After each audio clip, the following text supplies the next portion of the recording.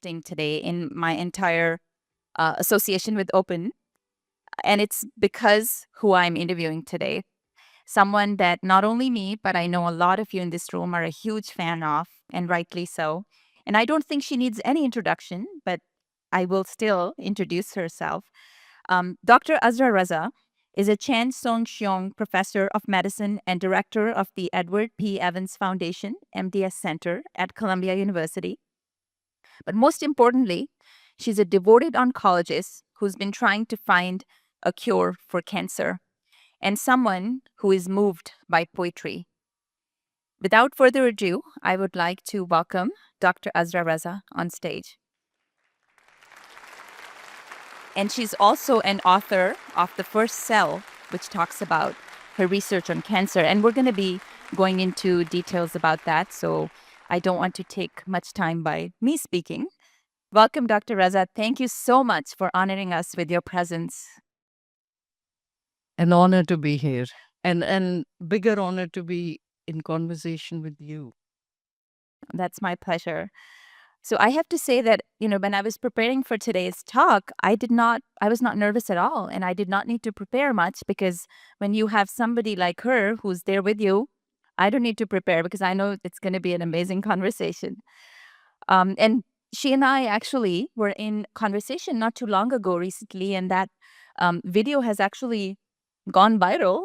And so some of you may have already seen that, but that focus was more on Urdu poetry. And today we're going to delve more into her contribution to cancer research and the intermix of, what role poetry, spirituality, and all of that plays in her life as a physician and a researcher. So I want to start with the first question of asking you, how do you envision the future of cancer care and prevention evolving in the coming years? Well, thank you so much to Open and to the organizers of this conference for having me and giving me the opportunity to really talk about something that has obsessed me all of my adult life.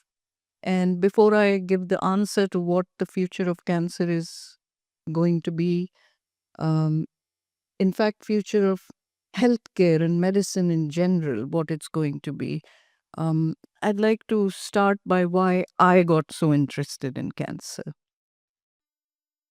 So, as a teenager, I read a book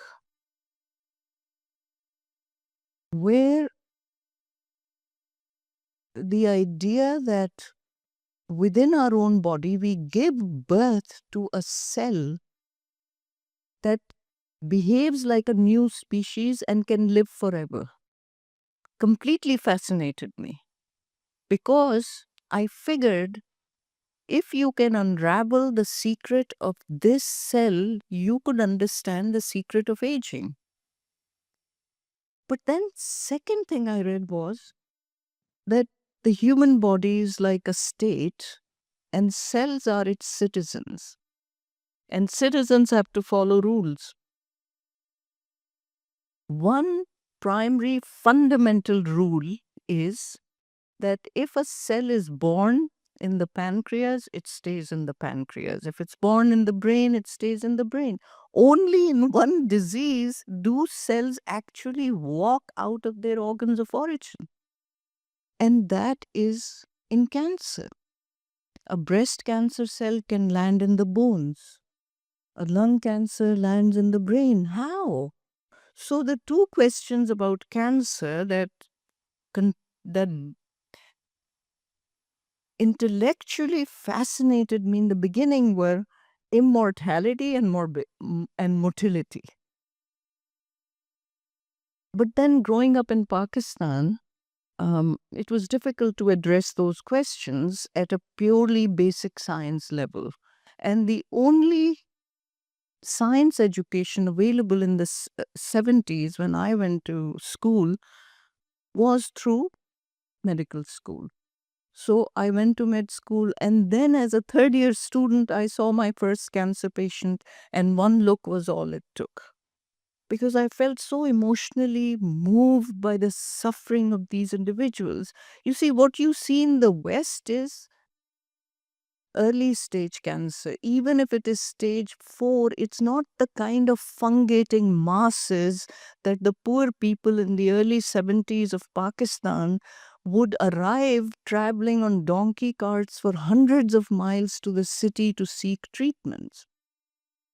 You could smell cancer from blocks away. It was so horrible. And the suffering of these individuals. And so my intellectual journey became suddenly combined with an emotional investment. And when that happens, of course, then it becomes a quest. And as a third year medical student, I decided that the rest of my life has to be devoted to trying to reduce the suffering of these people. Thank you for that, except I feel such a failure every day of my life because it hasn't happened. Despite all the hard work and single minded focus, it's been a tough journey. The future of cancer was very clear to me within a few years of arriving in America. The future of cancer does not lie in treatments. The future of cancer treatment lies in the one piece of good news we can give a cancer patient, which is we found your cancer early, we can cure it. But the problem is, even if we find cancer at stage 1, that still requires slash, poison, or burn, surgery, chemotherapy, or radiation therapy. Those are horrible treatments. We need to do better than that. So, how do you do better? You don't have to be a genius to know that you need to find cancer earlier than stage 1. What can that stage be? That is the stage of inception of cancer. So, to answer Aifra's question, where is the future of cancer going to be? My answer is the future of cancer in all of healthcare is not in treatment but in prevention. Find the disease at the earliest possible stage and nip it in the bud. Don't allow it to progress. And before ending this answer, let me just show you what I have been working hard towards. And this is work of biomedical engineers at Columbia University, where I practice and do my research. This is the work of Ken Shepard and Professor Sam Sia. I have worked with them for a decade, many, many years. And the solution of cancer I want to show you is right here in my hands. This is the solution. This is a syringe and a needle. But the answer is not in the syringe. The answer is actually in the needle. What could be in the needle? The needle contains a rolled up thin film, a device, a thin film, which is present in this needle. And that device actually has electrodes, has transducers, and has a built in computer in it, all placed on a very thin film here, which is the one inserted into this needle.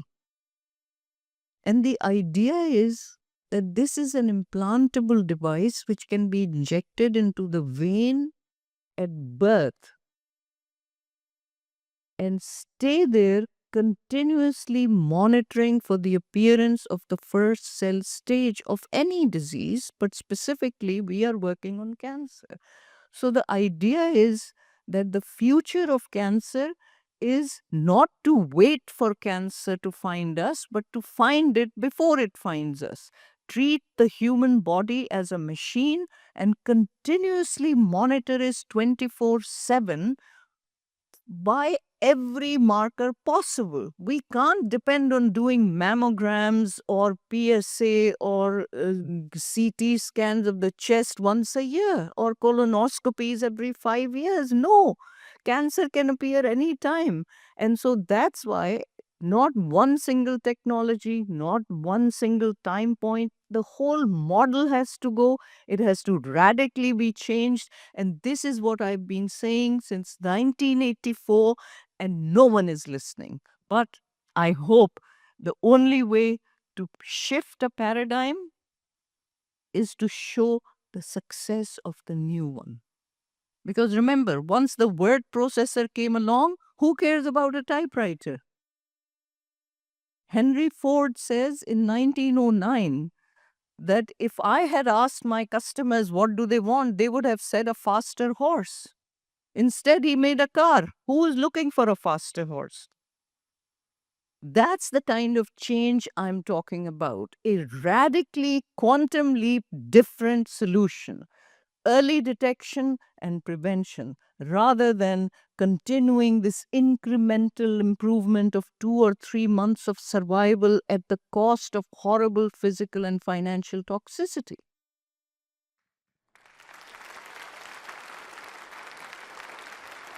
You answered a couple of my questions in all of that. So thank you for that. I think just to follow up on all this innovation that is happening, how do you think the landscape of cancer research has changed over the years? And this is one of the innovations that you've shared, which is incredible.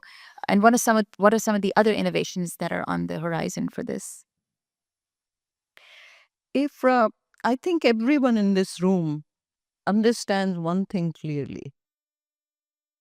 The future is AI. And what does AI need? Data. Big data, as much as we can give it. And data from actual humans, not mice and rabbits, human data. So the landscape needs to change from animal models to studying humans directly. Now, going back to my own career, I don't want to talk about I, me, mine all the time, but it's just one of those things where it helped me to be from Pakistan, to be an immigrant. Because think of the trajectory of my career. I arrive in this country fresh from graduating med school. And I landed here in January, and my residency in medicine wasn't going to start until July. I had 6 months. You know why I felt panicked? I thought somebody will cure cancer in 6 months and I'll be left behind. So I showed up at the cancer center where I was in the city and volunteered myself that I have 6 months, I want to start working in cancer research. But you know, on the walls of Roswell Park Cancer Institute in Buffalo, where I showed up, there was a gorgeous inscription. It said, if I have a choice between a walk on the moon and curing one patient with cancer, I would never look at the moon again.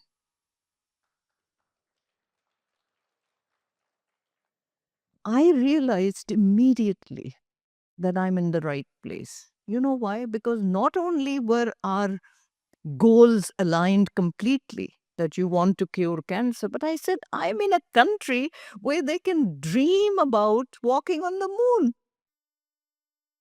That means it's affluent enough to be able to afford the kind of research, the kind of huge vision that I had arrived with, that this is the country that's going to be supportive of it. How exciting was that for a 24-year-old?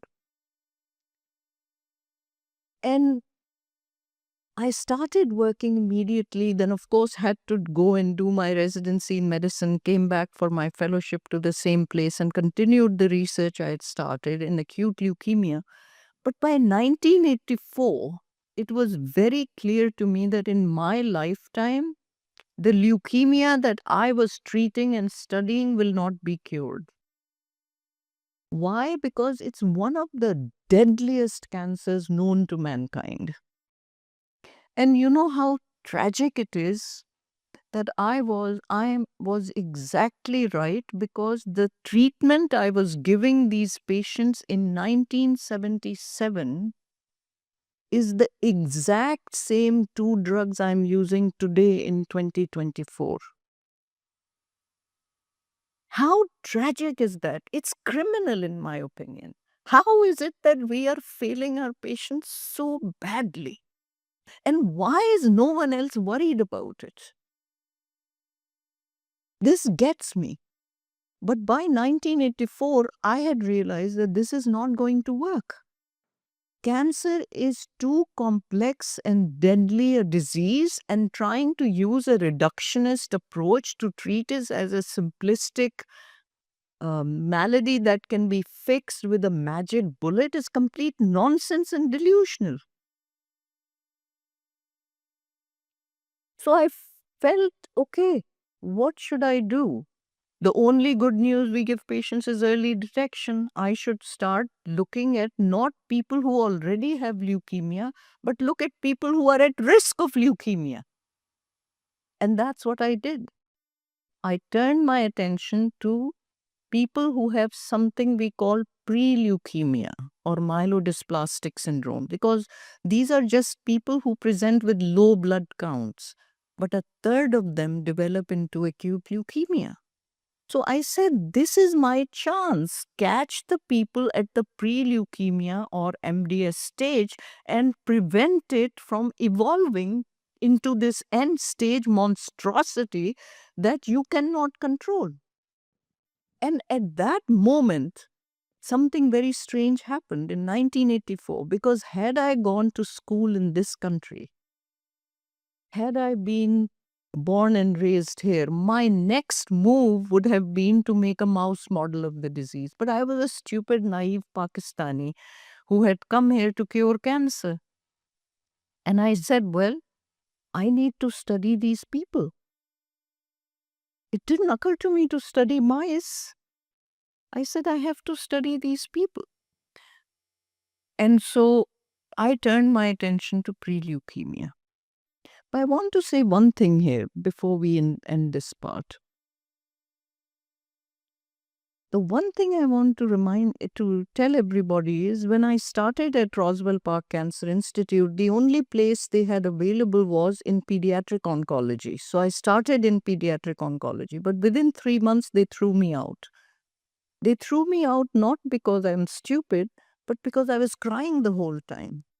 I simply couldn't sit on little 2-year-olds and push big needles to do bone marrows or draw their lumbar fluid or put Umaya reservoirs. It was so cruel. I couldn't do it. So I was crying the whole time. And they said, finally, they had enough of me. And they said, hey, go and work in adult oncology. At least they can say no to you. So that's how I landed in adult oncology. But the thing that became very clear to me instantly was that the same drugs I was using in pediatric oncology that cured acute lymphoblastic leukemia in children had no effect in adults. Why? Because think about the body of a 2-year-old, where every cell is a naive virgin cell right now. Compare it to this body of a 70-year-old, where every cell has had 1,000 cuts in it. The way these two cells handle drugs is completely different. So I realized instantly that even a littler version of ourselves cannot serve as a model for the adult version. How can a mouse serve as a model? Norbert Wiener at Harvard in 1940 said something brilliant. The best model for a cat is another cat, preferably the same one. And that's exactly what dawned on me back in the 1980s, that you cannot use even another individual, another adult as a model, because my body's experience, lifestyle is completely different. You have to study me, and we have to study you. And that's what my whole life has been devoted to. This is why in 1984 I started banking samples from patients, blood, saliva, bone marrow, biopsies, anything I could get. Today I have the largest tissue repository in the world, 60,000 human samples. N- No one thought of doing this, no one has this collection. These are samples serially obtained on people going from pre leukemia to leukemia. Think of the precious nature of these samples. I did not squander my samples on trying to do studies that would improve survival of people by 2 or 3 months. No, I am going to cure the disease or die trying. That's the only way to serve patients compassionately. But you know the price one has to pay for being the isolated voice in a field. The price is that I have been treated completely as an alien voice.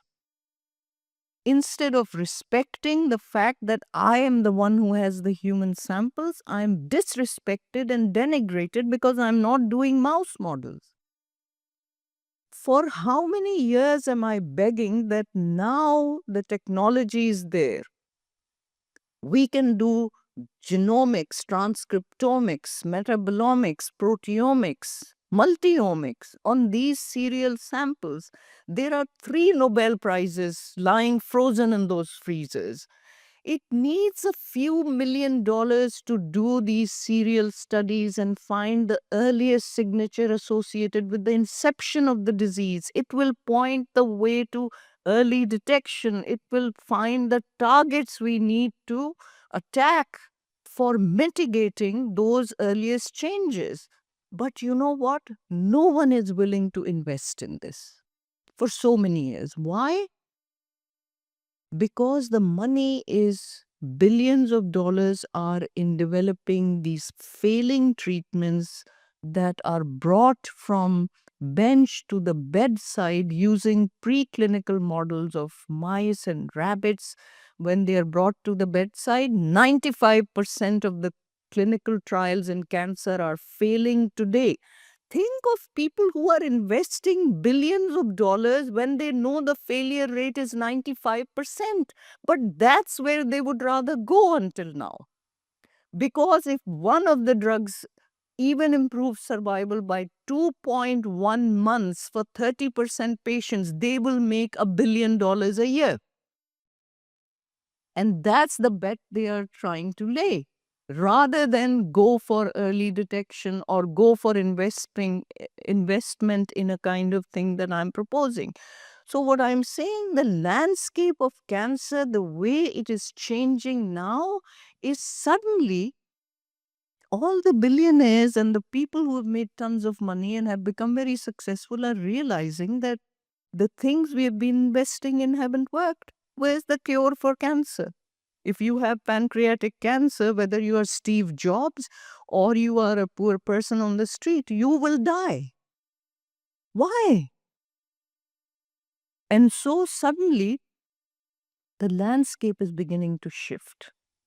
And the shift is big data, AI, studying human samples and training AI platforms on gazillions, petabytes of data to really identify the earliest signatures associated with that shift from wellness to illness. That is a radically different shift from reactive to proactive, from treatment to prevention.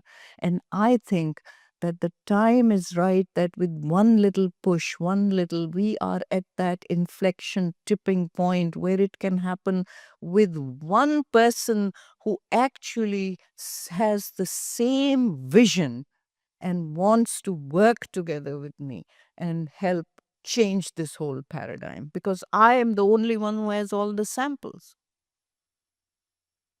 Like, you reminded me of the time when I worked in pediatric cancer, and I was only there for 1 month as a med student, and I could not last the whole month. It was so heartbreaking. So it's fascinating to see the work you're doing. I want to ask, I know you don't want to talk about yourself, but all of us want to hear about how you have come to the point where you're at.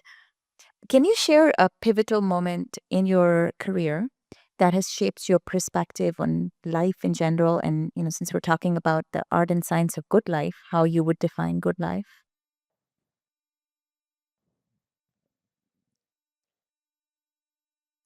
I think um, everybody has a story to tell about a pivotal moment, I'm sure. Um, Mine have been several defining moments in my life, and they're always related to an experience with another human being.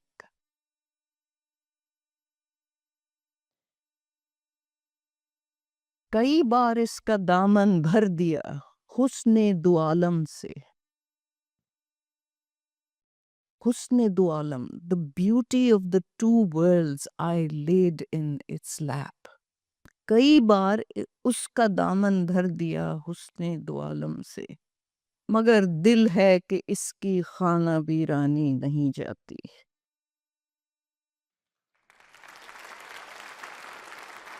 कई बार इसकी खातिर जर्रे जर्रे का जिगर चीरा मगर वो चश्मे हैरान जिसकी हैरानी नहीं जाती That's the journey of curiosity and wonder and discovery, where every turn doesn't provide a solution but rather shows you more complexities. The farther you go into the sea, the deeper you get, and you need to be prepared with a resilience of spirit to keep facing the odds.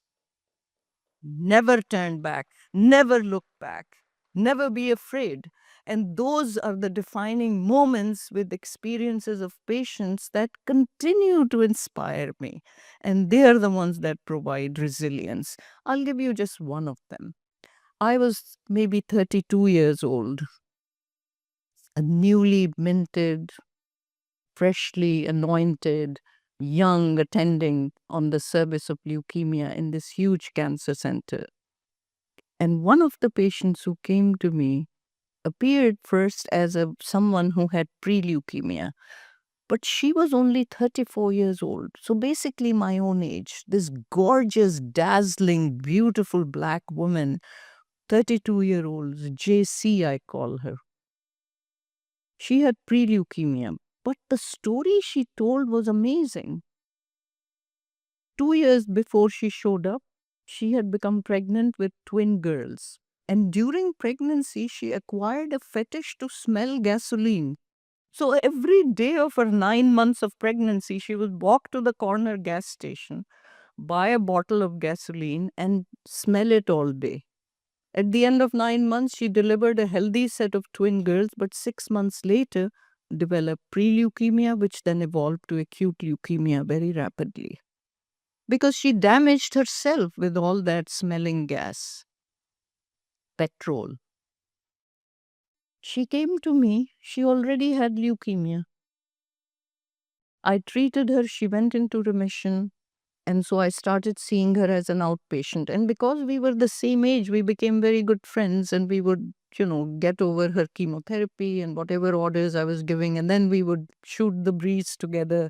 Most of the time, she complained about her mother in law. And it was great fun. But then, of course, she relapsed. And I felt like I was losing a friend suddenly because we had become so close over the preceding year and a half. We tried to reinduce her into remission. It didn't work, so she was going to die. When I told her that we have nothing left to offer, she said, "Admit me for my final days. I don't want to die at home with my 2-year-old twin girls." So I admitted her, and every day I would make rounds. I would started to see her writing something furiously. One day I got enough courage to ask her, "Jackie, what is it you're writing?" And the answer she gave me is a defining moment for me. You know what she said, guys?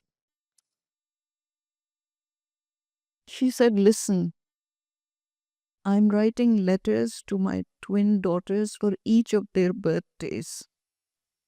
I want to write until their 21st birthday. Please keep me alive at least till then. And of course, I couldn't. By the time she finished the 12th birthday, she died. And I felt so shattered, so broken by it. But Jackie, with the grace and the dignity and the poise with which she handled her final days, lifted a curtain from my eyes. Because for the first time, I could see the human spirit and the beauty of a mother's love for her two kids. And I could see that even as she's dying, the thing she cares about is how to help her daughters navigate this difficult life that's going to be their lot without her. And that's the kind of thing that has continued to happen to me, story after story, and how helplessly I keep watching and doing this. Today, I see 30 to 40 cancer patients every week. I'm repeating the same story that I am doing with Jackie. The same exact drugs I gave to JC, I am giving today. How is it that we are not killing ourselves out of embarrassment? We should take the blinders off our eyes and see the reality. This is not going to work. Cancer is too deadly, too complex a disease. And this manipulation of complexity for the sake of personal gain and a little dominance over others is completely criminal, in my opinion. And I feel that we should not be blaming just people who are making money out of it, because for example pharmaceutical industry, at least their stated goal is to make profit for their shareholders. But what about academics like me, whose job it is to improve the thing? And yet what are we doing? Falling in line with the same models, because that's where the grant money is, that's where the proposals will be accepted, that's where you get a paper into Nature. And that is simply unacceptable. It should be the job of our institutions to set this right, but they've abdicated their responsibilities to the patients. And because I wrote the book, The First Cell, I'm the one treated like I've written the satanic verses. I can see a lot of similarities between you and Ghalib for having the unpopular opinion, yet doing the right thing. I Wait, want to, I want to read a Ghalib immediately. yes, read it. Go ahead. रश्क है आसाइश अरबाब गफलत पर Asad. First of all, Asad, when he uses that beautiful pseudonym, that means he has written this sher before he's 24 years old. And word is that he wrote it when he's 17 or 18, as a teenager. रश्क है आसाइश अरबाब गफलत पर Asad. Asad, I am envious of the comfort in which those live who choose to ignore. Those who live in oblivion, I'm envious of them. रश्क है, envious. रश्क है आसाइश अरबाब गफलत पर असद. इज़्तिराबे दिल बराए खातिरे आगाह है. That turmoil in the heart belongs to those who have the courage to take off the blinders, to be awakened, to actually be aware. Khatire arbab, I mean, it's so beautiful. Agah is a beautiful word. That is aware. Those who are aware and are able to be aware. It's a beautiful share because it literally is something that I go through on a daily basis. And when I read Ghalib, I feel like he's written this for me. रश्क है आसाए शेर बाबे गफलत पर असर इज़्तिराबे दिल बराए खातिरे आगाह. Well, I'm going to continue this conversation. So, how do you view the interplay between creative expression and scientific inquiry in fostering a holistic approach to health and wellness? And I would love if you can share something on the book you wrote about Ghalib's work. Sorry, I didn't catch the first part. So, how do you view the interplay between creative expression and scientific inquiry in fostering a holistic approach to health and wellness? I think the two strands of DNA are like the two lines of a couplet of a sher. The same desire to go into minute detail. Devil lies in the detail. In 25 words or less, Ghalib has said oceans of things that he has taken a macrocosm and confined it into the microcosm of a few words. That's the same way the DNA carries information about infinitudes within its two strands, which are just a few nucleotides long. So I think that scientists and creative artists have the same driving passion. And that is not just curiosity, because curiosity is when you're seeking an explanation. This is more than curiosity. This is wonder.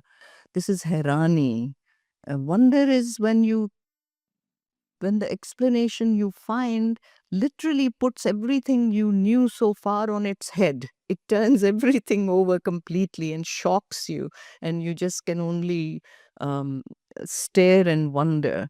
So I think the creative spirit is very much similar. The driving passion has to be the same, because without having that spirit of um, I would say dard-e-dil, to want to do something for humans, because there are things you can do for intellectual satisfaction. But I feel that the intellectual pleasures of tasting life can never supersede the muscular power and energy of real action. And if you can combine the two, the intellectual life with action, that is what becomes beautiful and meaningful and gives meaning to your life.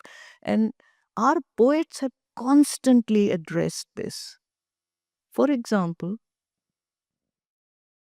there's always this question, who should you love more, God or man? And the answer is haqiqi ishq ki ishq majazi pehli manzil hai. In order to love God, the first step is to love man. हकीकी इश्क की इश्क मजाजी पहली मंजिल है चलो सुए खुदा ए जाहिदो कुए बुता होकर.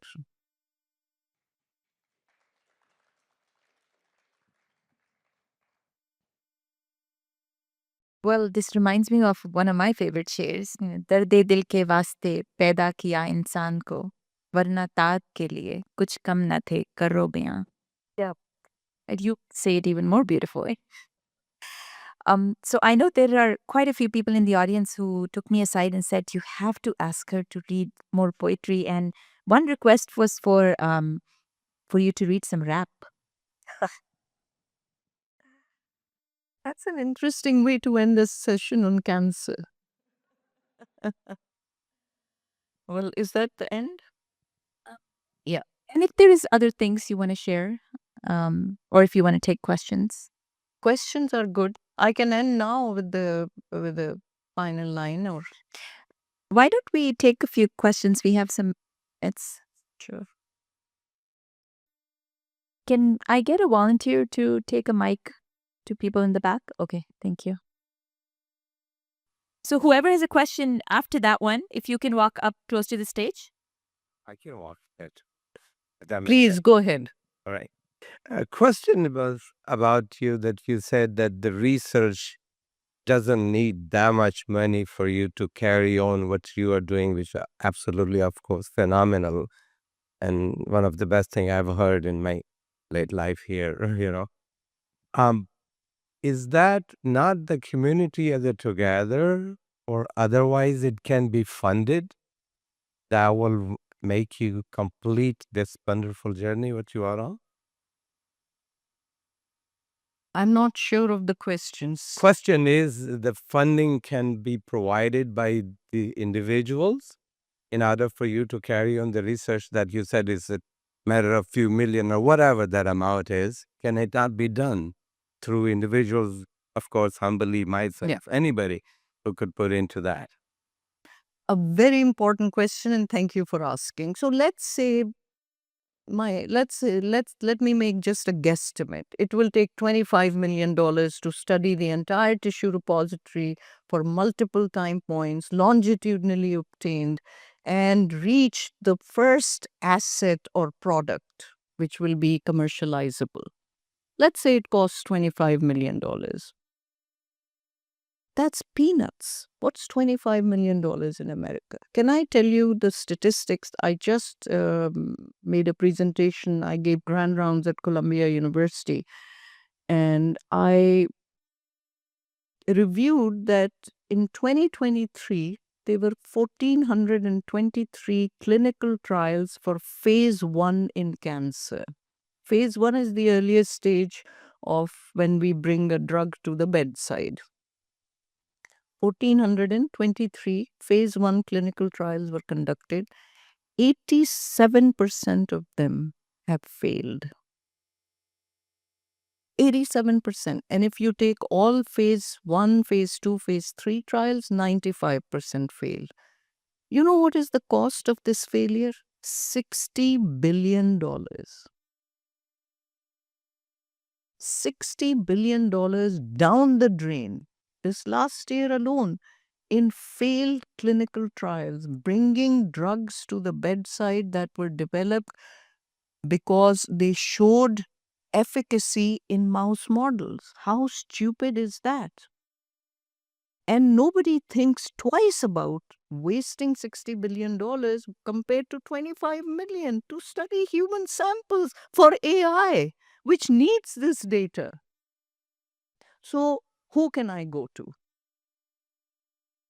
Big institutions, government institutions don't provide that kind of money. Foundations can give this kind of money, but their agenda is such that it's all predetermined because it's who you know with people like that. I've been groveling in front of billionaires and depending on their mercy and sense of generosity. But so far, I have not succeeded. And it's not like this is the first time I'm talking. You are all here, hundreds of people, you hear me. You agree with what I'm saying. Makes sense to you, perhaps. But you will go home and continue with business as usual. No one is going to step up and help me. I speak like this openly, candidly to everybody all the time. I have yet to see any results. Why is it? Somehow I have to make money for the other person. Whoever is going to invest needs to make $1 billion if they invest 25 million. I need your help. I don't know those business models. Thank you for your amazing talk, and it's great to hear your transformation journey. I have a question, a two-part question. First is there any, based on all your research, you've done this for 40 plus years, is there any link for nutrition to cancer?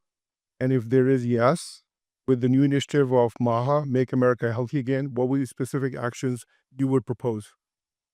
I love that question because it's right after my own heart. I believe in prevention. I believe in all the things in nutrition. Every little thing you put in your body is so important. Of course, it's important.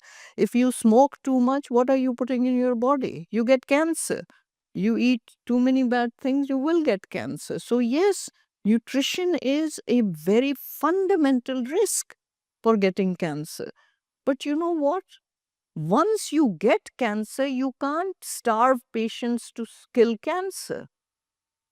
That's the kind of commercialization that I really rise up against, making companies to provide these ketogenic diets to patients. No, cancer is too complicated. It's not going to be cured by ketogenic diet. The time to use the right diet was when you were well. You need to prevent that wellness to illness transition with diet and exercise and a good lifestyle. And that's where I think finding the first cell, finding the first cell stage of cancer is absolutely critical, because that's where all these changes, even going on Ozempic or metformin, will make a difference.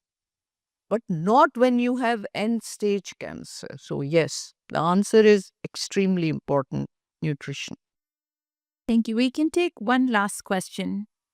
Sorry, what was your second part? Question was the action of this initiative, Make America Healthy Again, MAHA, right? What are the specific, you keep saying there's all these ecosystem is not supporting you. Now you've got a mandate going on. If you were in charge of MAHA, what would you do? Tell me what's MAHA. Make America Healthy Again. Oh, what's that? I don't know. Is See, that Robert Kennedy? Yes. Oh, I don't know anything about him. Sorry. If I say anything, I might be arrested. Well, I'm not talking about him. I'm just talking about the initiative. If you were in charge of any initiative, forget Robert Kennedy, forget Trump, any initiative, what would be the specific action you would recommend that would make those changes? Because you're in Okay. charge now. That's a brilliant question. That's like asking Kamala Harris, what would you do on your first day in the White House? I can answer that, what I would do. You know something, guys, before I published my book, I knew that there'll be so many slings and arrows directed at me because I'm an insider. I have been an academic person all my life, and here's an insider coming out hitting hard at the insiders. So I knew that I'm landing myself in trouble. So I needed protection. I did two things before I published my book. First is I went to the leadership at Columbia University, the dean, the head of medicine, head of the cancer center, head of the division, everybody I spoke to individually. And I said to them, I'm writing this scathing criticism of the entire field, starting with the institutions, to the pharmaceutical company, to academia, to everybody, because we are in cahoots together.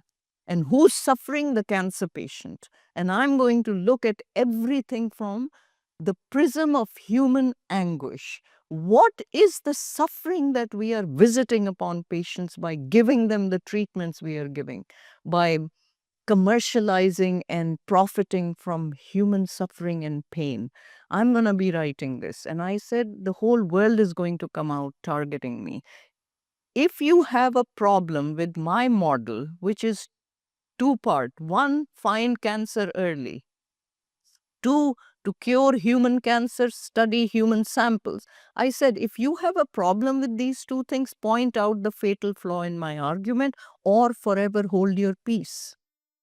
So you know what the chief said to me? Okay, Azra, if that's what you want to do, if you're writing this book, give us grand rounds and we'll see your proposal in detail. So I gave grand rounds at Columbia. Everybody was there, the leadership. They heard me, and at the end of my talk, the chief got up, came and said to me, Azra, you used to be our scientific leader. From now on, you're also our spiritual leader. Go out in the world and do what you have to do.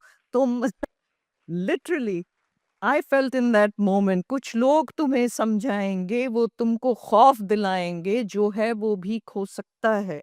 इस राह में रहजन है इतने, कुछ और यहाँ हो सकता है. अरे कुछ और तो अक्सर होता है, पर तुम जिस लम्हे में जिंदा हो, ये लम्हा तुमसे जिंदा है. तुम जिस लम्हे में जिंदा हो, ये लम्हा तुमसे जिंदा है. ये वक्त नहीं फिर आएगा, तुम अपनी करनी कर गुजरो, जो होगा देखा जाएगा. And this is what they gave me the courage to do this. This was the first thing I did to protect myself. I said, you have to protect me then.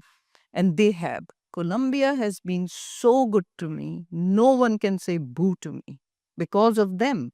I can sit here and criticize everybody and no one can say anything because I have their protection. Number two, because I'm so old, I'm an old hag, I know everybody. And anyway, academic world is very small. I called up my colleagues everywhere, Harvard, Yale, Stanford, NIH, Hopkins, all the major institutions, all the leadership in oncology, 31 leaders. And I came up with 5 questions and I asked each leader the same 5 questions. And one of them was exactly this question: if you were in charge, what is your solution for curing cancer?